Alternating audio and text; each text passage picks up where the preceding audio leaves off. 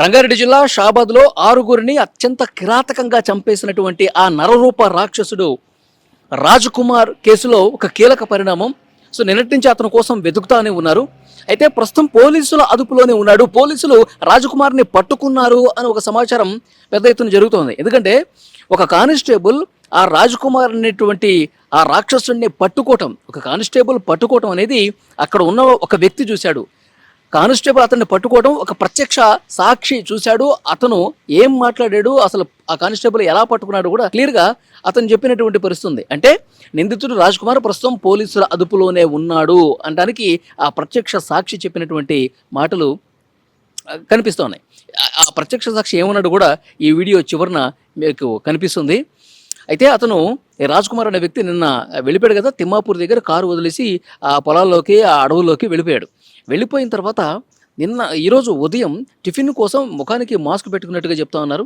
Tiffin ఎక్కడ దొరుకుతుంది అంటే ఒకళ్ళని అడిగితే వాళ్ళు కొంచెం ముందుకెళ్ళి తిమ్మాపూర్లో ఉంటుందండి టిఫిన్, అక్కడ దొరుకుతుంది, ఇక్కడ ఏమి ఉండదు అని చెప్పి అతను చెప్పాడు.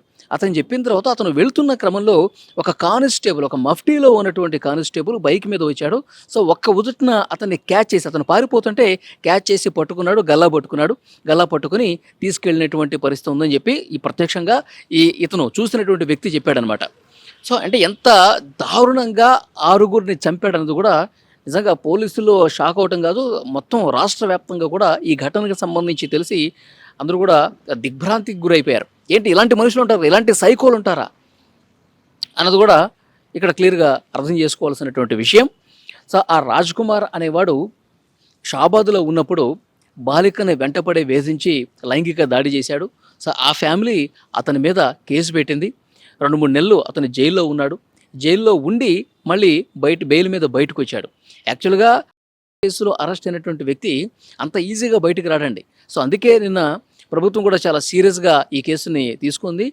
ఆ షాబాద్కి సంబంధించిన పిఎస్ పరిధిలో ఉన్న సిఐఎస్ఐలను కూడా సస్పెండ్ చేసింది. ఎందుకంటే ఇతను మైనర్ బాలిక మీద లైంగిక దాడికి పాల్పడ్డాడని చెప్పి నమోదైతే 2 నెలల్లోనే కేవలం 7 సంవత్సరాల లోపు పడే సెక్షన్స్ ఏ విధంగా నమోదు చేస్తారు, సెక్షన్ 11-12 ఎందుకు పెడతారు, ఇంకా అతను చాలా సీరియస్ సెక్షన్స్ అవి నమోదు చేయాలి కదా, అది ఎట్లా, ఎందుకు మీరు ఇంత నిర్లక్ష్యంగా ఉన్నారు, అతను ఎట్లా బయటకు వచ్చాడు, అతనికి ఎట్లా బెయిల్ వచ్చింది, రాకూడదు కదా ఈజీగా అని చెప్పి ఆ సెక్షన్స్ పెట్టినటువంటి పోలీసుల మీద ప్రభుత్వం యాక్షన్ తీసుకుంది. అంటే ఈ కేసు పట్ల ప్రభుత్వం ఎంత సీరియస్గా ఉందనేది కూడా క్లియర్గా అర్థం చేసుకోవాలి. ఇక్కడ వెంటనే వాళ్ళు సస్పెండ్ అయిన తర్వాత 10 బృందాలు ఏర్పాటు చేశారండి.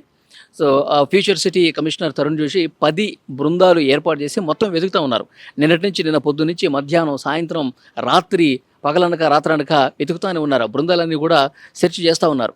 ఇతను తిమ్మాపూర్లో కారు పెట్టేసి, ఎందుకంటే ఇక్కడ వీళ్ళందరినీ చంపేసి ఫస్ట్ ఆ బాలిక ఉన్నటువంటి అమ్మని, నానమ్మని చంపేసిన తర్వాత ఆ బాలికని ఇక్కడ వీళ్ళ ఊరికి తీసుకొచ్చి, దైవాలగూడకి తీసుకొచ్చి అక్కడ చెరువు దగ్గర దారుణంగా మళ్ళొకసారి లైంగిక దాడికి పాల్పడి అత్యాచారం చేసి, బలాత్కారం చేసి ఆ తర్వాత ఆ చెరువు దగ్గర పడేసి ఇంటికి వెళ్ళిన తర్వాత తన భార్యను చంపేసి తర్వాత పిల్లలను కూడా చంపినటువంటి దుర్మార్గుడు వీడు. భార్యను చంపేటప్పుడు అక్కడ చుట్టుపక్కల విన్నవాళ్ళు, అక్కడ ఆ అరుపులు కేకలు విన్నవాళ్ళ నుంచి వస్తున్న ఇన్ఫర్మేషన్ ఏంటంటే, నన్ను చంపే కానీ నా పిల్లలు మాత్రం ఏం చేయకు, నా పిల్లల జోలికి రాకు, నా ప్రాణాలు ఇచ్చేయడానికి సిద్ధంగానే ఉన్నా కానీ పిల్లల జోలికి మాత్రం వెళ్ళకు అని చెప్పి ఆ తల్లి, నిజంగా ఆ రాజ్కుమార్ భార్య సరిత ఆమె పేరు.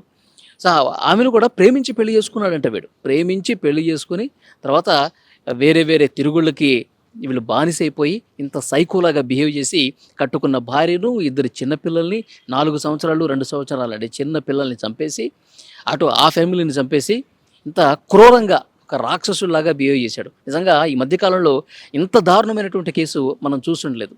చిన్న పిల్లలండి, కడుపున పుట్టినటువంటి చిన్న పిల్లల్ని కూడా పీకల మీద కత్తి పెట్టి కోసి చంపాడంటే వీడు అసలు మనిషేనా, వీడు అసలు మనిషి పుట్టకేనా వీడిది అని చెప్పి అక్కడ ఆ గ్రామంలో ఉన్న వాళ్ళందరూ కూడా చాలా ఆగ్రహం వ్యక్తం చేస్తూ ఉన్నారు. వాడిని కఠినంగా శిక్షించాలి, వాడిని ఉరియాలి, వాడిని ఎన్కౌంటర్ చేసి పడేయాలని చెప్పేసి అంటూ ఉన్నారు.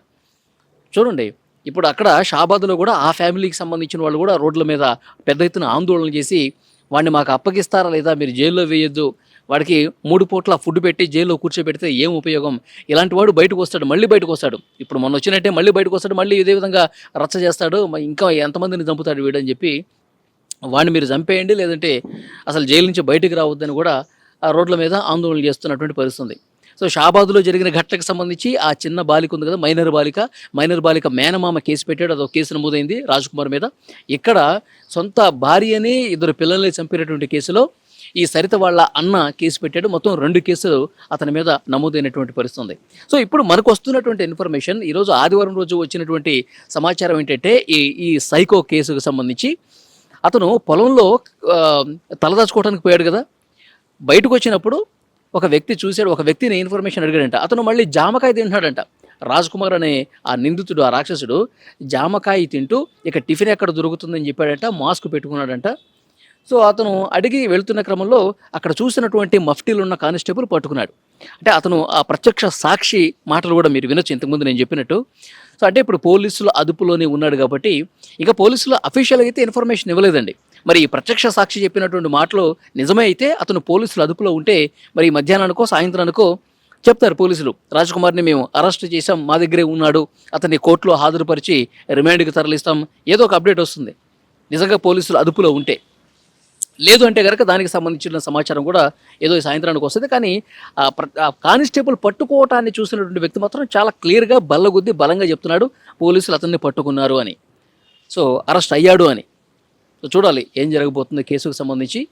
సో చాలామంది రాష్ట్రంలో ఆ ఊరు వాళ్ళే కాదు, ఈ వార్త తెలిసిన ప్రతి ఒక్కడు కూడా అతను బతకకూడదు, రాజ్కుమార్ అనేటువంటి వాడు ఈ భూమి మీద ఉండకూడదనే కోరుకుంటా ఉన్నారు. అలాంటి వెధవల్ని, అలాంటి సైకో వెధవల్ని, అలాంటి క్రిమినల్ వెధవలు సమాజానికి అసలు ఏం ఉపయోగం వాళ్ళు ఉంటాం. ప్రేమించి పెళ్లి చేసుకున్న భార్యని చంపేశాడు, ఈ చిన్న పిల్లల్ని చంపేశాడు, ఆ మైనర్ బాలికని వేధించి ఆ కుటుంబంలో ఉన్న ముగ్గురిని కూడా చంపాడంటే వీడు ఎంతటి దుర్మార్గుడండి, ఎంతటి నీచుడు, నికృష్టుడు. సో కాబట్టి వాడికి బతికే అర్హత లేదు అని చెప్పి అంటా ఉన్నారు. సో పోలీసులు నెక్స్ట్ యాక్షన్స్ ఏ విధంగా ఉండబోతాయి అన్నది కూడా చూడాల్సిన అవసరం ఉంది. రానా టిఫిన్ ఏడు ఉంటుంది, టిఫిన్ ఏడు ఉంటుంది అంటే తిమ్మాపూర్లో ఉంటా అని చెప్పిన. వస్తే బండి వేరే బండి ఏం చేసిన వేరే బండి ఆపి ఆ బండి మీద వెళ్తుండు. అక్కడ కానిస్టేబుల్ వచ్చి ఆయన పట్టుకోగలిగాను. అక్కడ వేరే ఉరుకుతుండే బండి మీకెళ్ళి కూడా బండి ఆపి దుంకి వెళ్తుండే అక్కడ అన్నమాట. దుంకి వెళ్తే ఆ కానిస్టేబుల్ పట్టుకొని వెళ్ళిన ఆయన. ఎన్ని గంటలకు జరిగింది?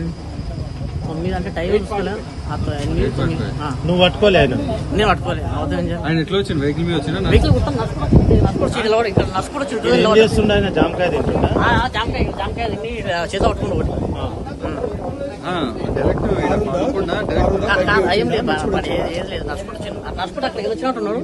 ఇక్కడ వచ్చింది తెల్లగా ఈడైతే పడ్డాడు. లేవు వెహికల్స్